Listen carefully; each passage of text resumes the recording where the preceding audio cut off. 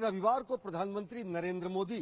तमिलनाडु के गंगईकोंड चोलपुरम में होंगे। ये दिन विशिष्ट इसलिए भी है क्योंकि 1025 ईस्वी में आज से 1000 साल पहले गंगईकोंड चोलपुरम को राजेंद्र प्रथम ने अपनी राजधानी के रूप में बनाया। चोल साम्राज्य का जो विस्तार दक्षिण पूर्व एशिया तक रहा, उसमें राजेंद्र चोल के गंगईकोंड अभियान का भी विशेष महत्व है। आदि थिरुवाथुरई, जो कि राजेंद्र चोल के जन्मदिन का दिन माना जाता है, और साथ ही साथ गंगईकोंड चोलपुरम के 1000 वर्ष पूरे होने के और गंगईकोंड चोलपुरम अभियान के भी 1000 वर्ष पूरे होने के उपलक्ष्य में विशेष कार्यक्रम के आयोजन में प्रधानमंत्री यहां शामिल होंगे। चोल साम्राज्य का विस्तार और प्रभाव कितना ज्यादा था, ये नक्शा में आप ये बताता है। ये पूरा का पूरा क्षेत्र चोल साम्राज्य का है और आगे चोल साम्राज्य के प्रभाव के ये क्षेत्र हैं। 1025 ईस्वी में राजेंद्र प्रथम ने श्रीविजय साम्राज्य के खिलाफ एक बड़ा नौसैनिक अभियान उन्होंने शुरू किया गंगईकोंड, और उन्होंने न केवल कलिंग, उड़ीसा, बंगाल इन क्षेत्रों पर आधिपत्य जमाया, बल्कि पूर्वी वर्तमान इंडोनेशिया और दक्षिण मलेशिया के एक बड़े हिस्से पर उन्होंने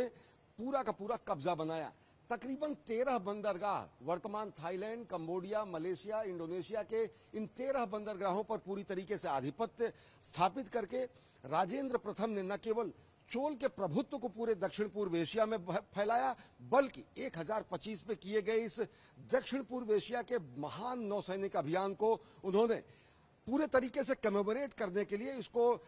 पूरी तरीके से स्थापित करने के लिए 1025 में ही गंगईकोंड चोलपुरम की स्थापना की, जो कि उनकी नई राजधानी थी, और गंगईकोंड की उन्होंने उपाधि हासिल की। प्रधानमंत्री एक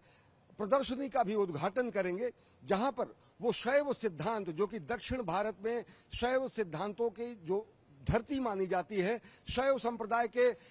अभ्युदय की जो धरती मानी जाती है, जिसमें नायनार संतों के विशिष्ट 63 संतों की विशेष उल्लेख होता है, उससे संबंधित एक प्रदर्शनी का भी अवलोकन करेंगे। प्रदर्शनी का एक बड़ा हिस्सा दक्षिण भारत में शैव संप्रदाय और शैव सिद्धांतों के उद्भव और विकास को बताता है, जिसमें यहाँ पर 63 जो महान नायनमार संत हुए, उनके जीवन चरित्र को पूरी तरीके से विस्तारित तरीके से बताया गया है। नायनार, अम्मयार और थिरुमूलर जो अलग अलग यहाँ पर संप्रदाय थे, शैव संप्रदाय के जो महान ऋषि थे, और साथ ही साथ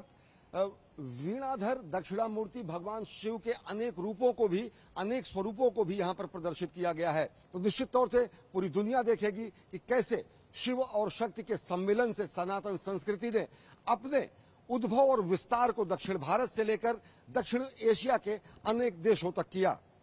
कैमरा पर्सन